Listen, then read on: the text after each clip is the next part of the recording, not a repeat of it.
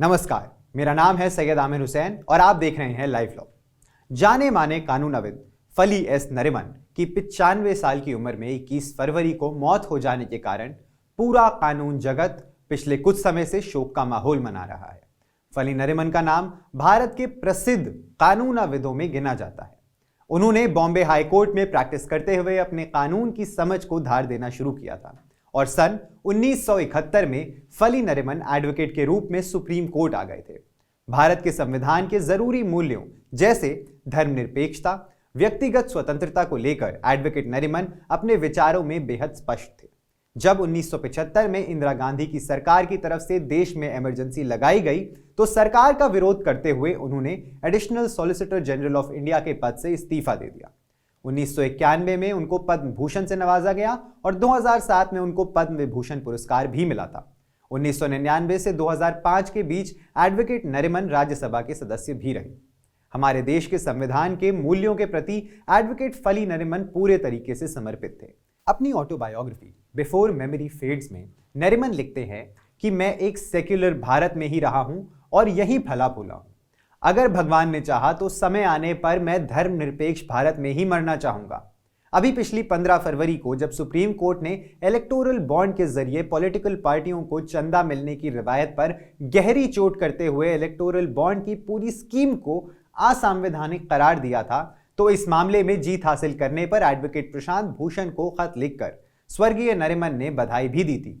अपने खत में नरिमन ने प्रशांत भूषण से कहा था कि जिस तरीके से इलेक्टोरल बॉन्ड के मसले को विधायिका के मनमाने ढंग से काम करने के संदर्भ के भीतर परखते हुए सुप्रीम कोर्ट ने इलेक्टोरल बॉन्ड को असंवैधानिक करार दिया है, उस तरीके से हो सकता है कि सुप्रीम कोर्ट अभी जल्द में बने उन कानूनों को भी समाप्त कर दे जिनमें तुरंत जमानत देने में आनाकानी की जाती है। अपनी मौत से सिर्फ कुछ दिन पहले फली नरिमन जैसे कानूनविद का जमानत जैसे कानूनी विषय पर यह कहना उन लोगों के लिए बहुत महत्वपूर्ण है जो लोग उमर खालिद की तरह अपनी जमानत के लिए संघर्ष कर रहे हैं। अपनी वकालत की प्रैक्टिस के दौरान फली नरिमन का नाम प्रत्यक्ष या अप्रत्यक्ष रूप से उन तमाम मुकदमों से जुड़ा रहा जो मुकदमे देश के कानूनी इतिहास में बेहद जरूरी हैं, चाहे वो केशव नंदा भारती केस हो या Bhopal gas tragedy case. Nariman इस तरीके के जरूरी मुकदमों से ताउम्र जुड़े रहे। फली नरिमन को कोर्ट कचहरी के पेशे में इसलिए भी याद रखा जाएगा क्योंकि उन्होंने समय समय पर भारत की न्यायपालिका की स्वतंत्रता की रक्षा की। इस संदर्भ में नरिमन का 2015 का एक मुकदमा बहुत जरूरी है जिसमें उन्होंने जजों की नियुक्ति के लिए कलीजियम सिस्टम को सही ठहराते हुए मुकदमा जीत लिया था। हुआ यह था कि सरकार कथित रूप से जजों की नियुक्ति की प्रक्रिया में पारदर्शिता बढ़ाने के लिए संविधान में 99वां संशोधन लाने के साथ साथ national judicial appointment commission act 2014 लेकर आई थी। सरकार का कहना था कि जजों की नियुक्ति कलीजियम सिस्टम से ना होकर नेशनल जुडिशियल अपॉइंटमेंट कमीशन से होनी चाहिए, जिससे नियुक्तियों की पूरी प्रक्रिया में पारदर्शिता बनी रहे।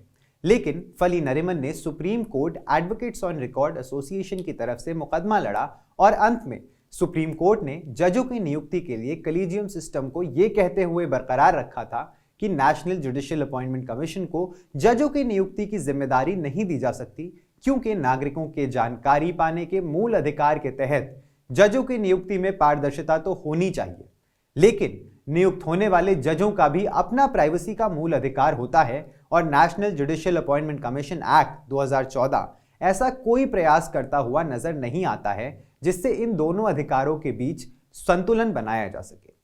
फली नरिमन की मौत के बाद कपिल सिब्बल, महेश जेठमलानी जैसे वकीलों ने उनको अपनी श्रद्धा सुमन अर्पित किए। आप फली नरिमन और उनके कानूनविद के रूप में किए गए जरूरी योगदानों के विषय में हमारी वेबसाइट पर और भी विस्तार से पढ़ सकते हैं।